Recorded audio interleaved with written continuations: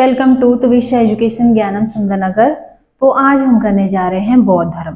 इससे पहले हमने किया था जैन धर्म। तो जो छठी शताब्दी थी, छठी शताब्दी ईस्वी पूर्व में एक नए धर्म का उदय हुआ था और उसे बोला गया बौद्ध धर्म। ठीक है, इससे पहले हमने जैन धर्म किया था। तो जो बौद्ध धर्म है इसमें मेन हम किसके बारे में पढ़ते हैं? जो गौतम बुद्ध थे। तो जो गौतम बुद्ध थे, सबसे पहले मैं आपको उनका परिचय बता देती हूँ। तो जो उनके पिता थे कपिलवस्तु के राजा। कपिलवस्तु के राजा और नाम था उनका शुद्धोधन। तो उनकी जो माता थी उनका नाम था महामाया। तो जो महामाया थी वो अपने मायके जा रही थी और मायके जा रही थी तो उन्होंने लुम्बिनी वन में एक पुत्र को जन्म दिया। ठीक है, तो वन में उन्होंने पुत्र को जन्म दिया, वही थे कौन? गौतम बुद्ध। तो लुम्बिनी में जब उन्होंने बेटे को जन्म दिया तो एक सप्ताह के बाद उनकी मृत्यु हो गई थी, जो उनकी माता थी महामाया। तो फिर जो उनके पिता थे उन्होंने क्या किया, जो उनकी बहन थी गौतमी, प्रजापति गौतमी से उन्होंने विवाह किया। तो जो प्रजापति गौतमी थी ये इनकी सौतेली माता भी हुई और इनकी मासी भी। तो गौतमी ने ही उनका पालन पोषण किया था। तो फिर जब इनका जो कुंडली बनवाई गई, जो गौतम बुद्ध थे, तो उनके जो जीवन की जो गतियां थी, है ना, जो ग्रहों की उनकी जो गतियां थी वो दो थी कि या तो वो बहुत बड़े सन्यासी बनेंगे या तो वो बहुत बड़े प्रतापी राजा बनेंगे, है ना। तो जो उनके पिता थे, अब कोई भी पिता हो, है ना, वो अपने बेटे को वो सन्यासी नहीं बनाना चाहेगा। ठीक है, तो वैसे ही वो भी चिंता में पड़ गए कि अब क्या किया जाए। तो उन्होंने क्या किया, अपने बेटे की शादी, मतलब उन्होंने 16 साल के ही थे तब उनका विवाह कर दिया। तो 16 साल में हो गई उनकी विवाह। ठीक है, और पत्नी का नाम था यशोधरा। पत्नी का नाम यशोधरा, है ना। और जो गौतम बुद्ध थे उनके बचपन का नाम था सिद्धार्थ। गौतम बुद्ध इनका बाद में पड़ा था नाम, जब इनको ज्ञान की प्राप्ति हुई थी। तो जन्म हुआ था इनका 563 बीसी में, 563। और कहाँ हुआ था?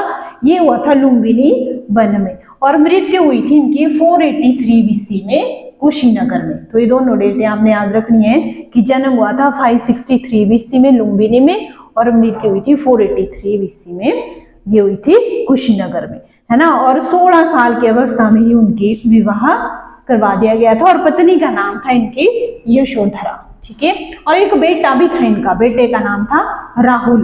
राहुल को क्या बोला इन्होंने? राहुल को बोला था इन्होंने एक और बंधन। मतलब मन तो इनका मतलब वही था संन्यास में, लेकिन विवाह हो गया और इनका बेटा भी हो गया था, तो बेटे को बोला था इन्होंने एक और बंधन। ठीक है, अब गृह त्याग कब किया था इन्होंने? तो गृह त्याग किया था इन्होंने जब ये 29 साल के थे। 29 साल के थे और रात को छोड़ा था इन्होंने घर। ठीक है, तो रात को छोड़ा था घर और इस घटना को बोला गया महाविनिशीक्रमण। गृह त्याग की घटना को महाविनिशीक्रमण कहा गया। ठीक है, और जन्म और मृत्यु को क्या बोला गया? निर्वाण और महापरिनिर्वाण। तो ये शब्द भी आपने याद रखने हैं। जैसे पूछा जाता है कि गृह त्याग की घटना को क्या बोला गया, तो बोला गया था महाविनिशीक्रमण। और कब छोड़ा था इन्होंने घर? रात को छोड़ा था और 29 साल के थे, है ना।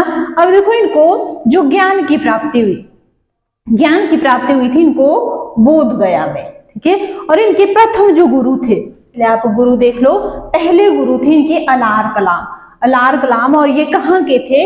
ये थे वैशाली के। और दूसरे गुरु थे इनके रुद्रक रामपुत्र, और ये थे राजगृह के। ठीक है, तो गृह त्याग जब इन्होंने छोड़ा तो ज्ञान प्राप्ति हुई इनको जब ये 35 साल के थे। गृह त्याग के बाद 35 साल के थे जब तब इनको ज्ञान की प्राप्ति हुई। तो उनको बोध गया में हुई थी ज्ञान की प्राप्ति, तभी कहलाए ये बुद्ध। बोध गया कहाँ है? बिहार में। बिहार में हुई इनको ज्ञान की प्राप्ति। पूछा जाता है कि कौन से वृक्ष के नीचे? तो वृक्ष था पीपल का, वृक्ष था पीपल का, और नदी थी निरंजना नदी। निरंजना नदी के किनारे, बोध गया में और पीपल वृक्ष के नीचे। तो ये तीनों चीजें आपने याद रखनी है कि नदी कौन सी थी? निरंजना नदी। वृक्ष कौन सा था? पीपल का वृक्ष। ठीक है, और स्थान क्या था? बोध गया। ठीक है, और दिन कौन था? दिन आपने सबसे जो इम्पोर्टेंट है वो दिन है, तो वैशाख पूर्णिमा के दिन। अब वैशाख पूर्णिमा हम मनाते भी हैं, बुद्ध पूर्णिमा, है ना। तो क्यों मनाते हैं हम? क्योंकि वैशाख पूर्णिमा के दिन इनका जन्म भी हुआ था। वैशाख पूर्णिमा के दिन इनकी मृत्यु भी हुई और वैशाख पूर्णिमा के दिन इनको ज्ञान की प्राप्ति हुई थी। ठीक है, तो तभी हम क्या मनाते हैं, बुद्ध पूर्णिमा। ठीक है, तो उनको बोध मिला कहाँ पर, गया में, है ना, तो तभी वो क्या कहला है, बुद्ध। और बुद्ध को क्या बोला जाता है, लाइट ऑफ एशिया भी इनको बोला जाता है, एशिया का प्रकाश या लाइट ऑफ एशिया। ठीक है, तो कितने साल के थे, 35 वर्ष के थे जब इनको ज्ञान की प्राप्ति हुई। ठीक है, तो अब देखो जो पहला उपदेश इन्होंने कहाँ दिया, पहला उपदेश दिया था इन्होंने सारनाथ में, सारनाथ में। और इनका जो पहला शिष्य था इनका आनंद। ठीक है, तो आनंद के कहने पर इन्होंने महिलाओं को भी दिया था बौद्ध धर्म में प्रवेश। ठीक है, और पहली जो इनकी महिला शिष्य थी वो थी प्रजापति गौतमी थी इनकी पहली महिला शिष्य। और सबसे ज्यादा उपदेश दिए थे इन्होंने श्रावस्ती में, सबसे ज्यादा उपदेश श्रावस्ती में। और सबसे अंतिम उपदेश दिया था इन्होंने अपने शिष्य सुभद्र को। तो ये तीनों चीजें आपने याद रखनी है कि प्रथम उपदेश कहाँ दिया था, सारनाथ में। पहला शिष्य कौन था इनका, आनंद। पहली महिला शिष्य थी गौतमी। सबसे ज्यादा उपदेश दिए थे इन्होंने श्रावस्ती में और अंतिम उपदेश दिया था इन्होंने सुभद्र को। ठीक है, फिर अब देखो इन्होंने जो गृह त्याग किया था, है ना, तो गृह त्याग किया तो उस टाइम उन्होंने 4 दृश्य देखे थे, है ना। 4 दृश्य कौन कौन से देखे, एक देखा था इन्होंने वृद्ध व्यक्ति। तो बूढ़े लोग कैसे होते हैं, मतलब दुखी होते हैं, है ना, तो वृद्ध व्यक्ति देखा। दूसरा देखा था इन्होंने बीमार व्यक्ति, तो बीमार भी क्या होते हैं, दुखी होते हैं, है ना। और तीसरा देखा था इन्होंने मृत व्यक्ति, तो मृत व्यक्ति तो वो तो चलो खुश होता है, जो मर गए होते हैं ना, उनकी आत्मा को मतलब खुश होते हैं। लेकिन मृत व्यक्ति को देखकर जो दूसरे लोग दुखी हुए होते हैं। तो और चौथा देखा इन्होंने सन्यासी। तो इन चारों में से जो इनको सबसे अच्छा लगा वो था सन्यासी, क्योंकि सन्यासी कैसा था, प्रसन्न चित्त था। तो तभी उन्होंने निर्णय ले लिया था कि मैं भी क्या बनूंगा, सन्यासी। ठीक है, तो फिर उन्होंने क्या किया था, गृह त्याग कर दिया था जब ये 29 साल के थे। उसके बाद जब ये 35 वर्ष के थे तब उनको क्या हुई थी, ज्ञान की प्राप्ति हुई थी। अब ज्ञान प्राप्ति के बाद जो बौद्ध धर्म थे इसके 4 आर्य सत्य कौन कौन से, तो 4 आर्य सत्य, तो इसमें है दुख, पहला है दुख, दूसरा दुख समुदाय, तीसरा दुख निरोध और चौथा दुख निरोध का मार्ग है। तो इसमें मेन क्या है, दुख हमें क्यों होता है, दुख होता है हमें अपनी तृष्णा के कारण, मतलब हमारे लालच के कारण। तो हम लालच करते हैं तो फिर क्या होता है, हमें दुख होता है। तो हमें क्या, अपनी तृष्णा को त्याग करने से ही क्या होगा, फिर दुखों का मतलब दुखों का अंत, दुख निरोध भी कैसे होगा, जब हमारी इच्छाएं समाप्त हो जाएंगी। तो 4 आर्य सत्य। उसके बाद इन्होंने दिया है अष्टांगिक मार्ग। अष्टांगिक मार्ग मतलब दुखों से दूर रहने के लिए क्या किया इन्होंने, अष्टांगिक मार्ग दिए थे।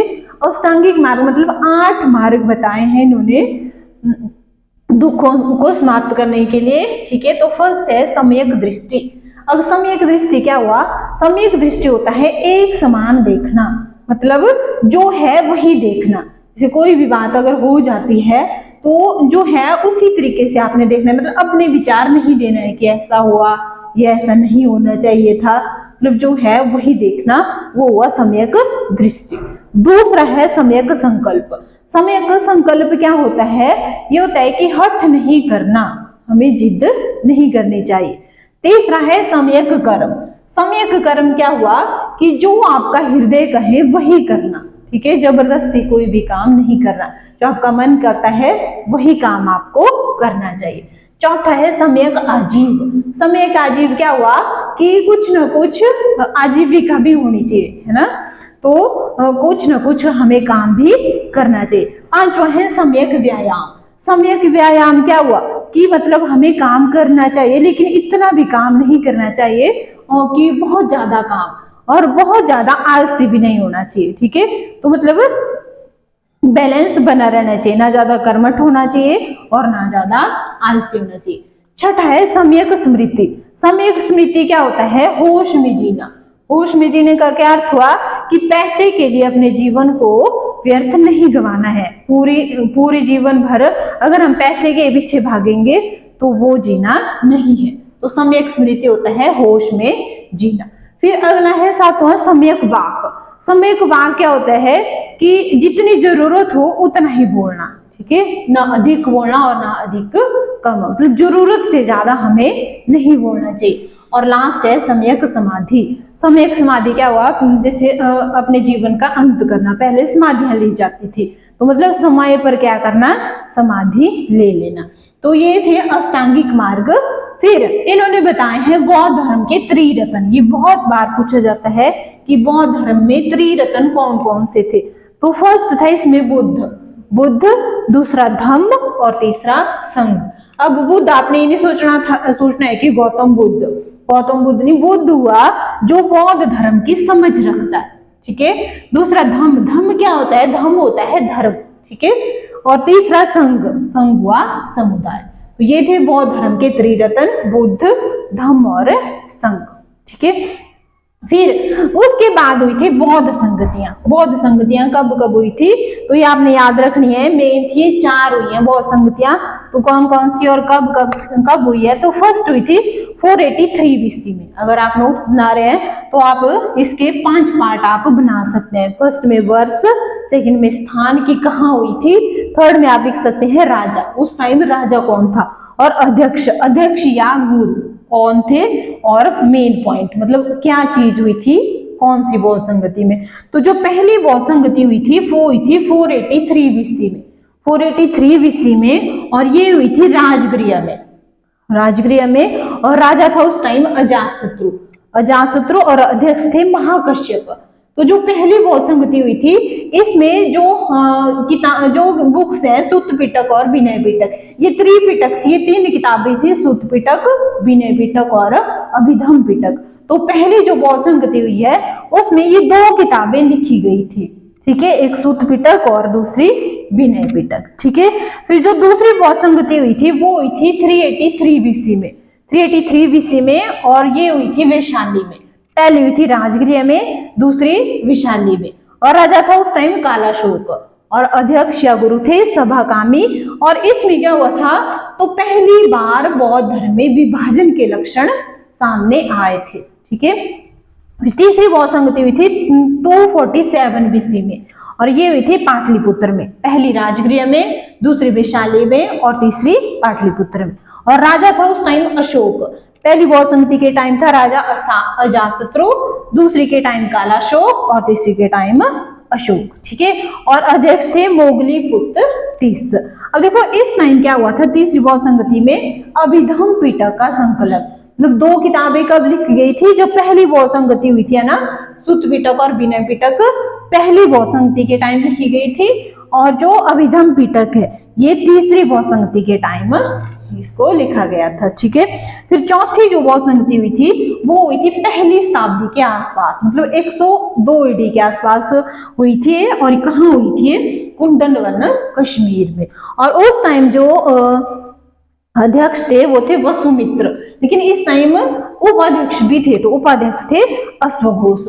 और इसमें क्या हुआ, इसमें जो बौद्ध धर्म है ना उसमें विभाजन हो गया था, बौद्ध धर्म 2 भागों में बंट गया था, एक हो गया था हीनयान और दूसरा महायान। तो ये चारों बौद्ध संगति आपने अच्छे से याद करनी है, ये कहाँ कहाँ हुई थी और कब हुई थी, राजा कौन थे, अध्यक्ष कौन थे, और क्या चीज हुई थी उसके टाइम। तो अब क्या हुआ, जो विभाजन हो गया था बौद्ध धर्म में, है ना, तो 2 भागों में बंट गया था बौद्ध धर्म, एक हीनयान और एक महायान। तो जो हीनयान है उसको श्रावक यान भी कहा जाता है, और जो महायान है उसको बोधित्व भी बोला जाता है, ठीक है। तो जो महायान थे इन्होंने परिवर्तन को स्वीकार किया, लेकिन जो हीनयान थे ये परिवर्तन विरोधी थे, ठीक है।